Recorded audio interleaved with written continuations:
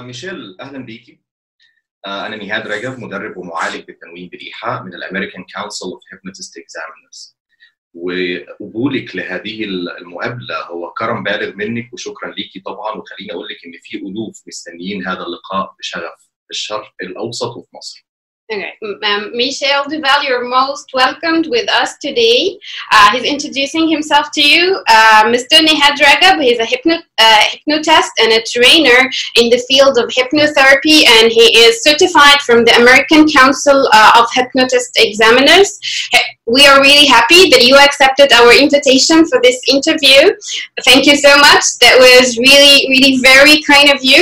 Let me tell you that thousands of people in the Middle East, in Egypt, and in all Arab countries are looking forward to seeing you and hearing from you and knowing more about you. Hi everybody. اوكي، اللقاء مدته زي ما نورين قالت من 30 ل 40 دقيقة. حابب فيهم انتهز الفرصة دي واسألك أسئلة عنك طبعا وعن الكوتشنج، عن مجال الكوتشنج. خلال اللقاء هحتاج ان انا اقرا من النوتس او حتى اكتب نوتس، ولان الاسئله هيتم ترجمتها زي ما نورين قالت للغه العربيه، فبعد ما اخلص السؤال هعمل اشاره زي ما نورين قالت زي كده مثلا. الاشاره دي معناها ان احنا مستنيين ردك، فهل ده مناسب بالنسبه لك؟ Okay. This interview will last around from 30 to 40 minutes, as we said before. He's going to do his Arabic part. I'm going to do my English part. So we're making a sign. When you are ready to answer that, that will be easier for the audience to follow the interview. Okay? Is that okay for you? Great. Yes. اوكي، في البدايه حابب اسالك، انت صنعتي مجال الكوتشنج الاحترافي في استراليا. شاركتي في تاليف كتابين من اهم كتب الكوتشنج في العالم. عملتي كوتشنج لالاف من الناس في العالم كله. اسستي الانترناشونال ميتا كوتشنج فاونديشن مع دكتور مايكل هول. ده غير طبعا انك عضو سابق في مؤسسه الانترناشونال كوتشنج فيدريشن، ده اللي احنا نعرفه عنك وده اللي انت خدتي سنين علشان تصنعيه. لو سالتك في جمله واحده مين هي ميشيل دوفال، تحبي تعرفي نفسك ازاي؟ In the very beginning, I would like to ask you about the professional coaching field that you yourself created in Australia. You created, you know, something like we are look at it with like magic. This is marvelous success for you. You co-authored 2 international books, and you coach thousands of people worldwide. And we know also that you co-founded the International Meta Coach Foundation with Dr. Michael Hall, plus being one of the founders of the International Coaching Federation. So, and actually, this is only what we know about you, and we know that you have taken years in doing all of these marvelous achievements in the field of coaching. So, in the beginning, would like to ask you, after all of that, how do you like to introduce yourself? I just say, hi, I'm Michelle, I'm a professional coach. That's it? This is that simple? It's that simple. I just want to clarify that I helped to create the International Coach Federation in Australia, but the International Coach Federation was founded in the US. Okay. تمام. طيب ايه هو تعريف الكوتشنج بالنسبه لك ميشيل دوفال؟ So what is the definition of coaching in your point of view? Yes. So my definition of coaching is that we make a distinction of what separates coaching from the other helping modalities. And so another modality is that of mentoring. And mentoring is where someone is an expert and has achieved a certain level of success, and then they're going to help other people to replicate their same level of success. And so from that standpoint, the inherent distinctive skill in mentoring is to guide, and coaching is not guiding. And then we've got the modality of consulting. And consulting is where someone is also an expert in an industry, and what they do is they consult to find a solution to a problem. And the inherent skill that distinguishes and defines consulting is to give advice, and coaching is not giving advice. And then there's the modality of training, and training is where we help to teach somebody a new skill that they don't have. So the skill inside of training is to teach, and coaching is not teaching. And then you've got therapy. And therapy is when there is some sort of a dysfunction or something needs to be healed. And from that standpoint, therapy and counselling is to fix and heal things. And that's not the focus and intention of coaching. So what distinguishes coaching from my definition is that we are facilitating the internal and external resources for the client's desired outcome. So from that standpoint, in consulting, the advisor sets the outcome. In mentoring, you're replicating the other person's standards and goals. And in training, there's curriculum. And in therapy, it's a different model altogether. So coaching is to help other people to realize their greatest potential by using their undeveloped resources. Wow, that's a lot of information in just one answer. Thank you. طيب أنا هسأل سؤال. Okay. So ميشيل إيه اللي جذبك للكوتشنج من البداية؟ إيه اللي كان المحرك الدافع بتاعك علشان تبدأي تدخلي في هذا المجال من هذا السن الصغير؟ What attracted you to the field of coaching in the very beginning? What motivated you to start in a very early age? Yes. Well, when I started coaching, a field did not exist. So I was living, I had left Australia for my first career and I was living in Singapore, and I had got very ill and I wasn't able to work for one whole year. And I kind of had felt like I had to do a very deep introspection, and it was a PhD on myself. And I realized that I had been very successful in my first career, and I had been working in deluxe 5-star hotels. I had studied hotel management. And at just the age of 23, I sat on the hotel executive of the #1 best hotel in Australia. I had 1,000 staff that I coordinated, and I was responsible for managing 60% of the business in the hotel. All of the people on the hotel executive were men, and they were 30 years older than me. And I had a role where I looked after all of the people who were the VIP delegations that came to Australia. So I personally hosted Pavarotti, Prince, Andre Agassi, Richard Branson, and all of these incredible people who had achieved the most elite in their field. And I had relocated to Singapore to continue my career. And when I got ill, I realized that my talent was not so much the leadership and the managing. I was very good at it, but I was coaching the team members in the hotel to realize their goals. Now, we didn't call it coaching then because it didn't exist. And so I decided that that's what gave me passion. That's what gave me life. I loved helping other people to be better. And I wanted, and I had a dream that anybody in the world could realize their talent, like Richard Branson, Andre Agassi, and the like. And so I decided that I would figure out how to help people to do that. So I returned to Australia, and it was 1996, and in 1997 I started my business. And coaching was not a field. It didn't exist. It only began in the US in 1994. So it was just starting in the world. Wow. طيب كونك واحدة من أهم الكوتشز في العالم، ده ما كانش تحدي بالنسبة لك إنك ست؟ يعني الفكرة العامة عند الناس إن الكوتش لازم يكون راجل ولازم يكون ليه مواصفات معينة، بس أنت سيدة وفي نفس الوقت بدأتي في استراليا في الوقت اللي ما كانش فيه حاجة اسمها كوتشنج.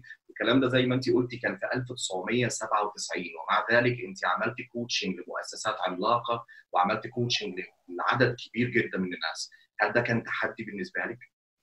Okay, you are one of the most important coaches worldwide, and you are a woman, as you said. And was that considered a challenge or something? Was it easy for you to be a woman who is young and who started a career back 1996 and 1997, where no one knows about the field itself? Was that really challenging? Yes, and the idea, the idea that coaches are men, are males. Well, in my first career, everybody was men as well. And remember, there were no coaches, so it wasn't at that stage a men's world for coaching. And in my reality, in Australia and the US and in South Africa and in the UK and even in Asia, if we look at the ratio, it's mostly women coaches than the ratio of men. So, so there is no barrier in this part of the world to a woman being a coach. But that being said, I was always much, much younger, and most of the people I coached were men. And I always have this incredible ability with my questions to bring anybody to their knees. So it doesn't matter if they're male or female. Questions have this powerful ability to not be about me. So it's not my expertise, it's my experience and skills with questioning that's most important. So I had this belief it's not about me. So it doesn't matter my age, it doesn't matter my gender. What it matters is that I can help you to realize more than you would on your own. Okay, this is great. Thank you. Thank you. طيب ده يخليني اسالك ايه السحر اللي انت عملتيه علشان بعد 6 شهور من تاسيس إكويليبريم يبقى عندك تعملي full coaching practice ويبقى عندك 3 months waiting list. Okay, we know that after founding Equilibrio, you did have a full-time practice of coaching and a 3 months waiting list. We'd like to ask about the magical formula. How did you do that?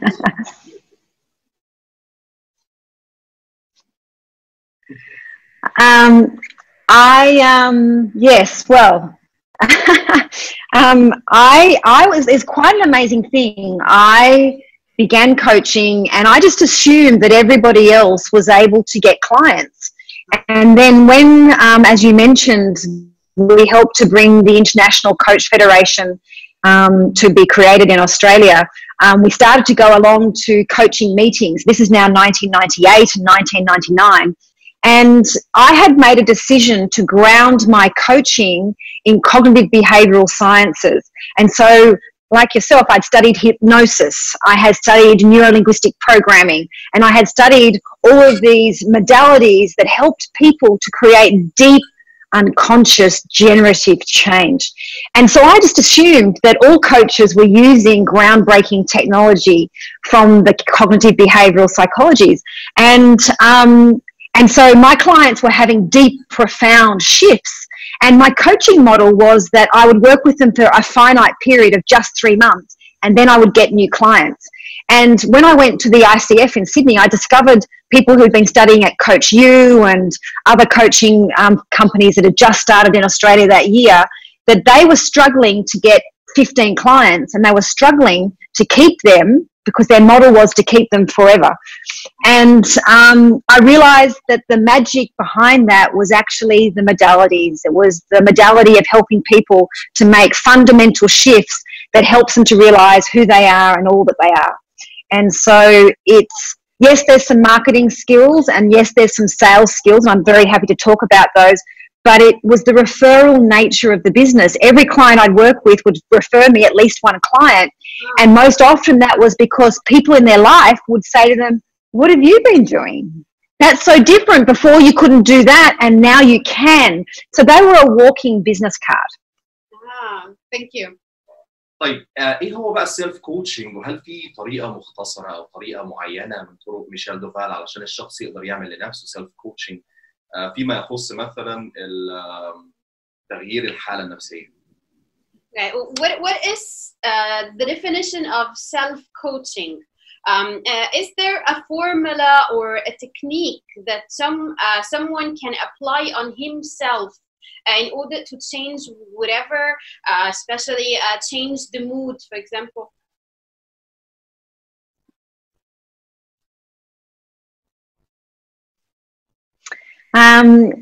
So my definition of self-coaching is where you can apply coaching questions to coach yourself to be able to make a change.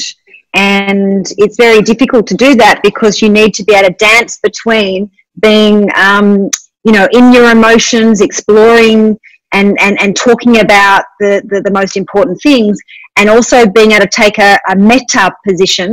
A meta position means a step back outside the experience perception to be able to see the structure of the conversation. And by being able to see the structure, we can see and create change.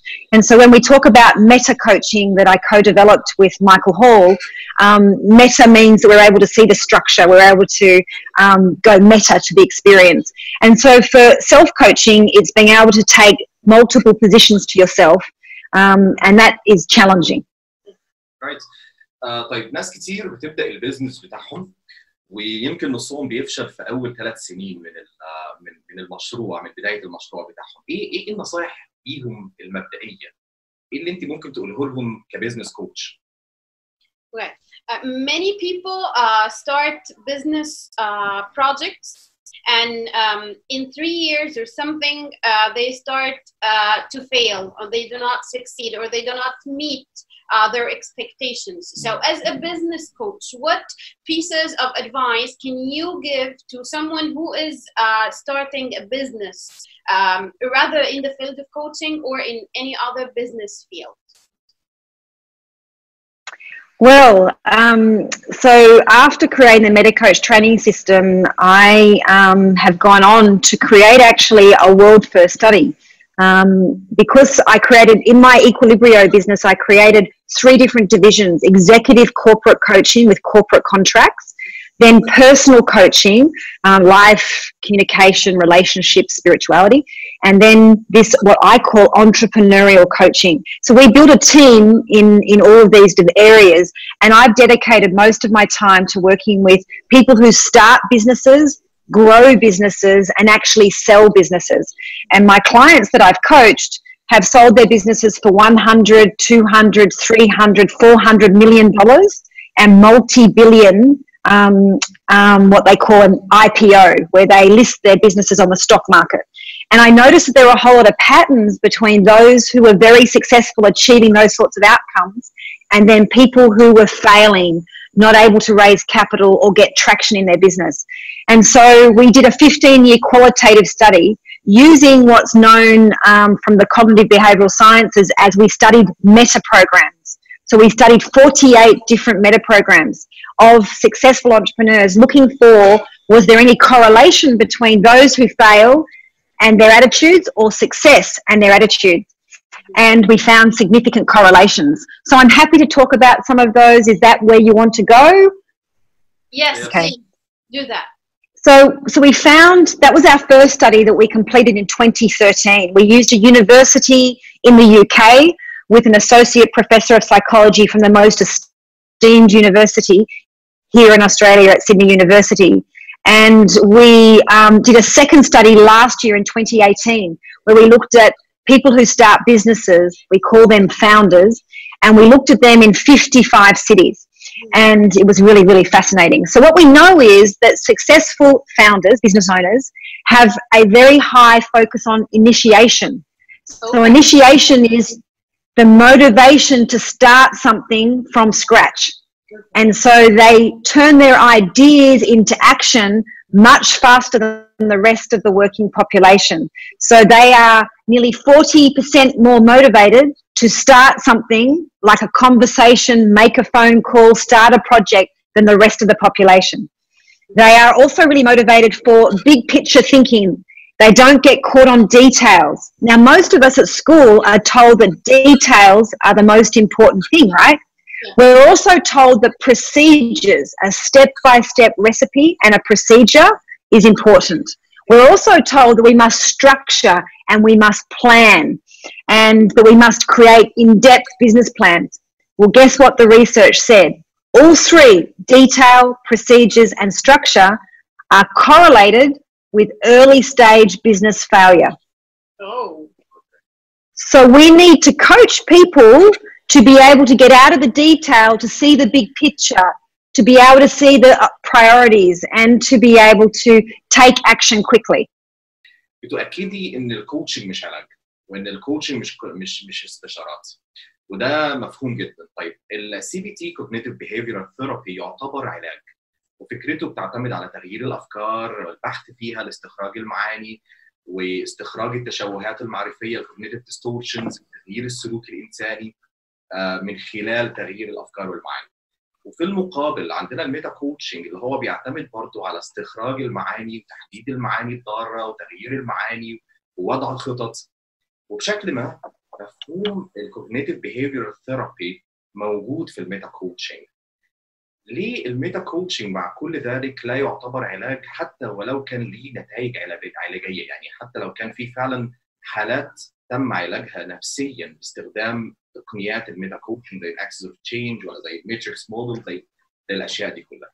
Okay. Thank you for the answer of the last question. That was really informative. Thank you so much.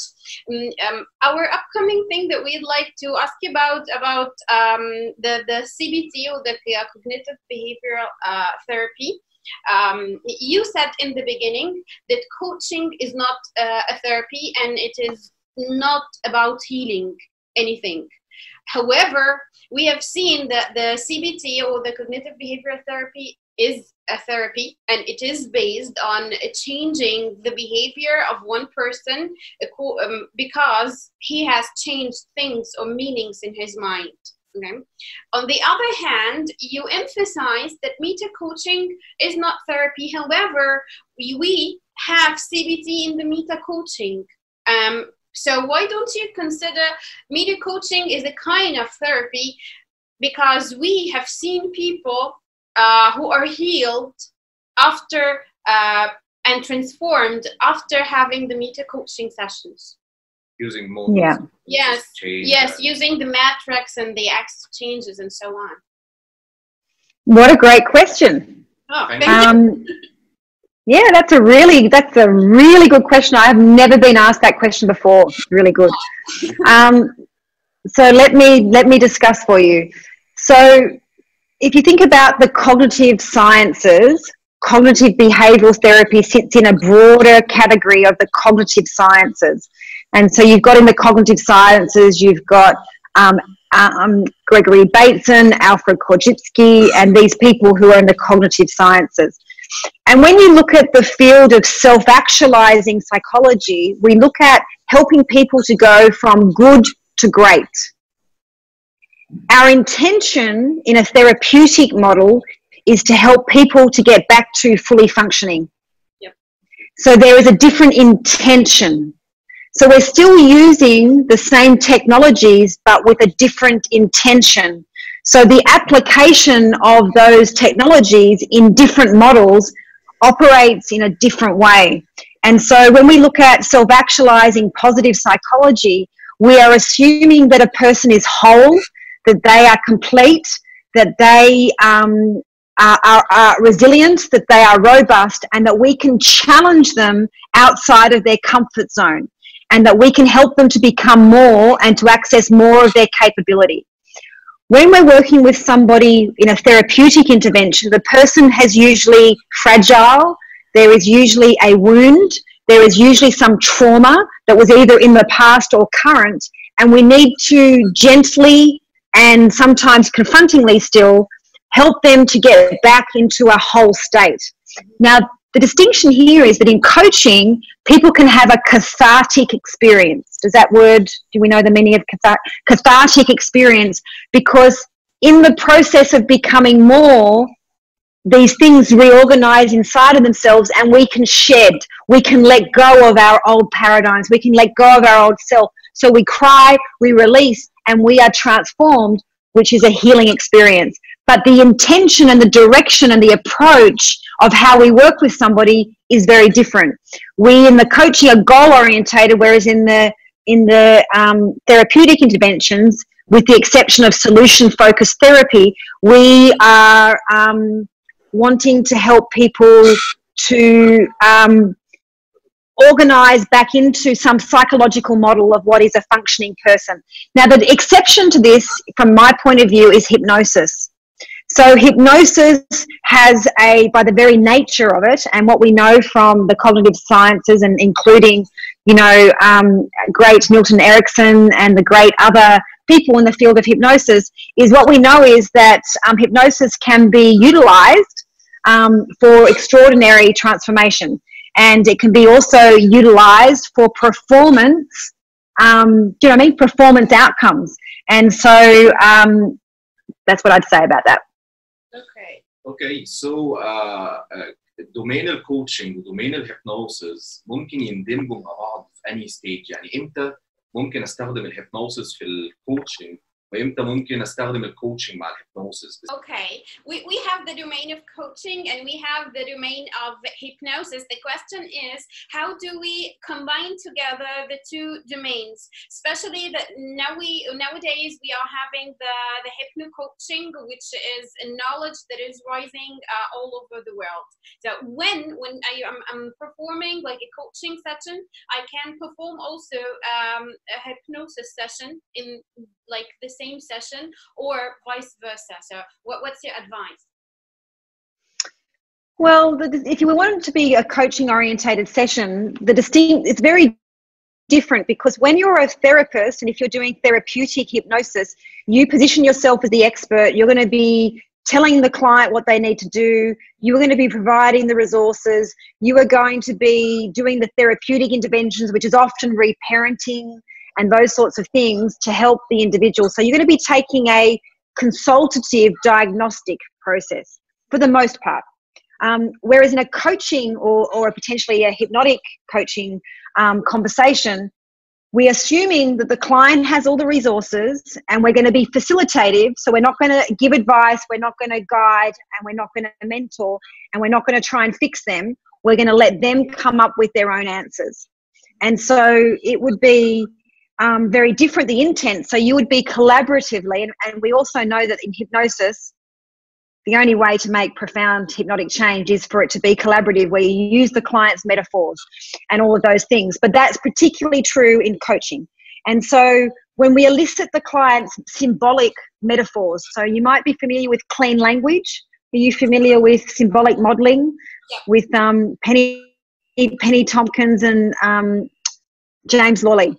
And so when we look at anything that's metaphoric and symbolic, we're doing hypnosis. Every time we take somebody and future pace them into their future, or we take them back into their past to find a resource or to let go of something, we're doing hypnosis. So we know that, those of us who are trained in it, and I don't shy away from that. That's just part of the process.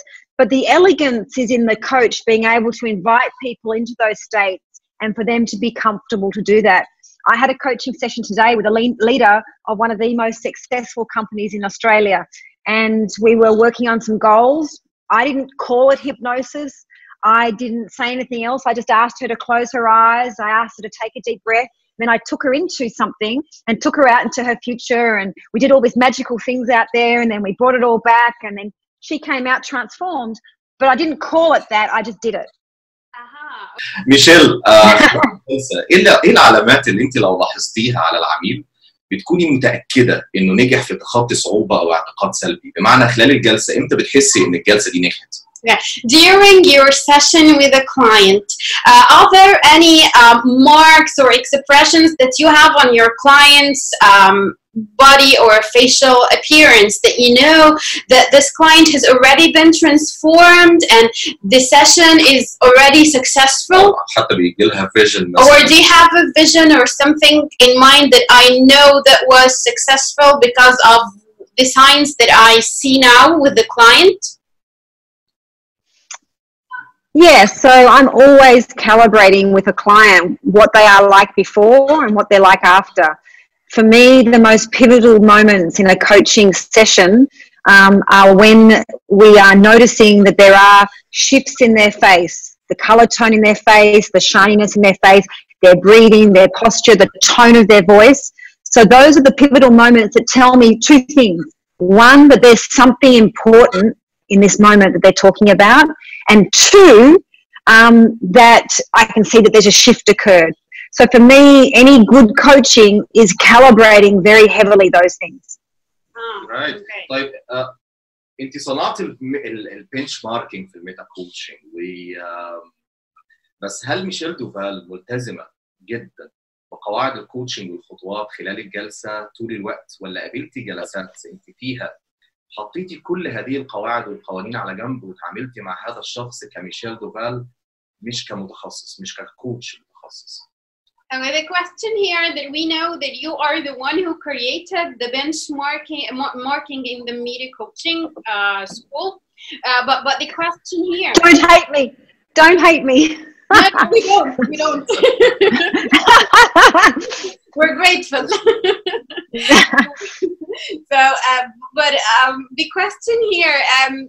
Do you have some sessions with some clients that you feel that these rules that you have put yourself is not working in this session, so you put the rules aside and you act as Michelle Dovel, not as the professional coach? مش موضوع بس ان هي مش شغاله او مش شغاله، يعني يمكن حتى انت حسيتي انك عايزه تتعاملي من قلبك مع هذا الشخص فحطيتيهم بتعمد. Yeah, so it's not about the techniques are not working with this client, but the idea here is that I would like to act like the coach inside my heart, not with the rules that I have written myself. but that is what's inside my heart. Okay. So to answer your question though, you want to always let go of all of those things. You want to learn them like you learn meditation. So we do meditation to be mindful so that we can learn to be in the moment. But we don't want to go through the world in a meditation. We want to have our eyes open. We want to be in the world. So the skills that we learn and the benchmarks in meta coaching are to be embodied. We're to get them into our body and then get them out of our conscious awareness. When I'm with a client, I'm not whatsoever thinking about any of those things.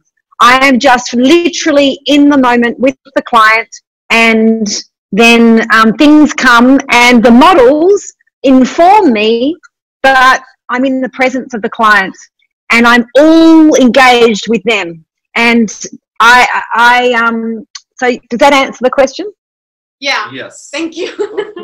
طيب كلمينا أكتر عن ال F4S وهل أنت اتجهتي لمجال البيزنس كوتش؟ هل تركتي الانdividual coaching ولا أنت اتجهتي أكتر للبيزنس coaching؟ Okay, we would like to ask here about the F4S, and we know that you are more into the field of business coaching and you prefer it than other individual coaching. So we'd like to know more about that.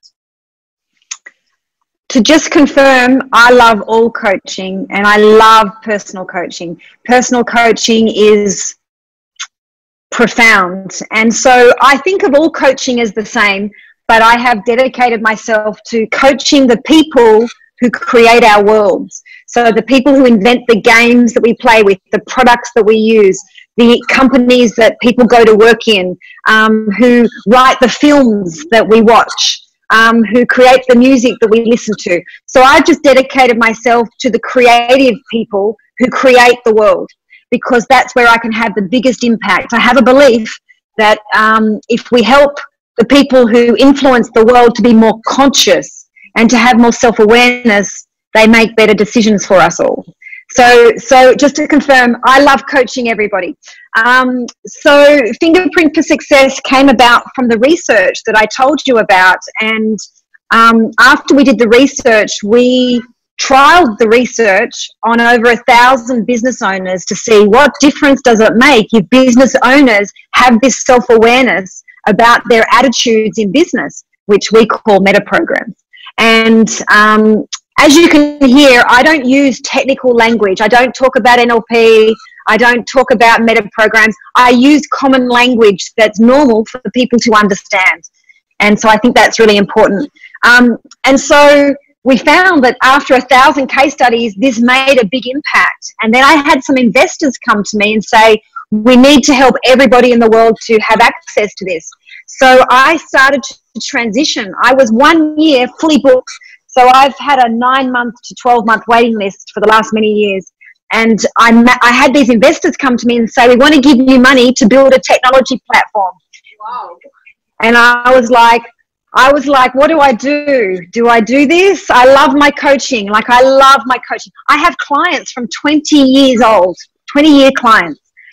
And I have a team of coaches in Equilibrio. So I had to make the decision to make this transition because I want to, here's my goal. I want to democratize coaching and make it accessible to every person in the world. And so through Fingerprint for Success, which we call F4S, we built a technology platform. The first part is an assessment engine that it takes in the IWAM, the Inventory of Work Attitude and Motivation that Patrick Mulvady created, and we license that into the platform. And then you can benchmark yourself against the world's most successful entrepreneurs. Oh. And then the platform will give you feedback, personal feedback about you, and help to give you some tools to help. So that's phase one. We're in the process of making it free and accessible to everybody in the world. Phase two. Phase three is I'm building an artificial intelligent coaching bot. Oh. Very nice. So that anybody can use it. So initially it'll be very simple coaching, then eventually everything that you've learned in meta coaching, we will build it inside of it so that everybody in the world can access this. Oh, that is very impressive. Yes. طيب بمناسبة البوتس أنا عايز أسألك هل ممكن يجي وقت والكوتشنج يبقى بالذكاء الاصطناعي؟ هل ممكن الواحد يقعد قدام كمبيوتر وحد يعمل له كوتشنج من خلال أيا كان؟ هل ممكن يكون الكوتشنج بعد كده آلي؟ Okay, so you have mentioned the bot idea.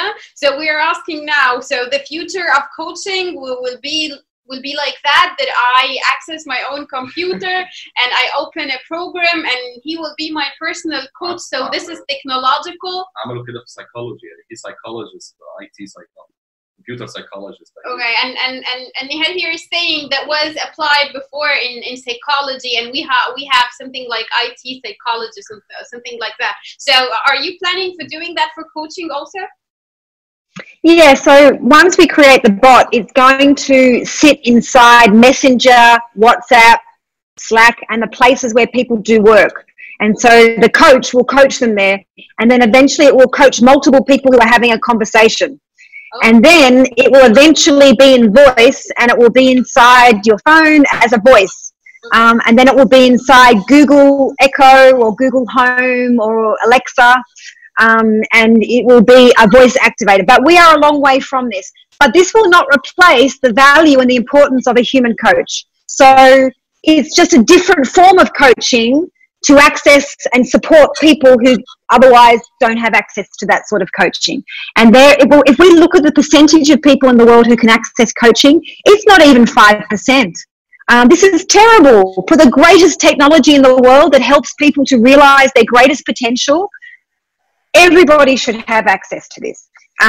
So we have a team of coaches. We've got a coach training for people in our methodology for coaching business owners. And we've now got 65 coaches who are trained in the methodology to coach business owners. Right. طيب لو اتعرض عليكي ان انت تيجي مصر او الشرق الاوسط لتدريب يعني تدريبنا كعرب مثلا او بثقافات مختلفة، هل انت ممكن توافقي حاجة زي كده بالذات ان في مؤسسات كبيرة هتشوف هذا الفيديو؟ If you have a chance to come to Egypt or any of the other Arab countries in order for you to come and give trainings for people here, so will you have that chance? This people is going to be viewed by many big organizations here in the Arab world, so it will be very nice if you have this ability or this, you are willing to come. فكرة ان دي And the idea is that we have here different cultures than Australia and the US. Yes, I have a colleague and who's now become a friend of mine is Ayman Mahmoud. You know Ayman? Yeah. And he has been asking me to come to you for a very, very, very long time, and I have been nervous to come as a female on my own. So I need some education and some understanding of how I will be safe, and I would be open to coming. Yes, if it was in partnership with Ayman. Okay, yeah, you will be most welcomed here, and we're looking forward to seeing you here visit Egypt and visit and see our culture. I'm sorry, I realised once I got onto our video that I didn't dress appropriately. I apologise. It's okay. Oh, that's okay. Don't see my shoulders. No, that's okay. How is Lucia Smudge? How come you know that? ميشيل بجد انا استمتعت جدا واستمتعنا جدا بهذه المقابله الرائعه جدا. انت حد رائع جدا وكتير جدا بيحبوكي هنا في مصر والشرق الاوسط. انا مش عارف انت تعرفي المعلومه دي ولا لا، بس احنا متابعينك بشغف جدا ونفسنا نشوفك في القاهره في يوم من الايام قريب جدا. Thank you so much for this interview. We really enjoyed the interview and your informative answers. And let me tell you something, that we here in Cairo, many people are following you. Many people are in love with you and with your career and with all the achievements that you have done. And we are looking forward to seeing you here soon. Oh, wow. Thank you. It's been I very much enjoyed our interview, and as I said, I'm very impressed with your research and your experience, and thank you. Thank you so much. Okay. Okay. Bye. Bye.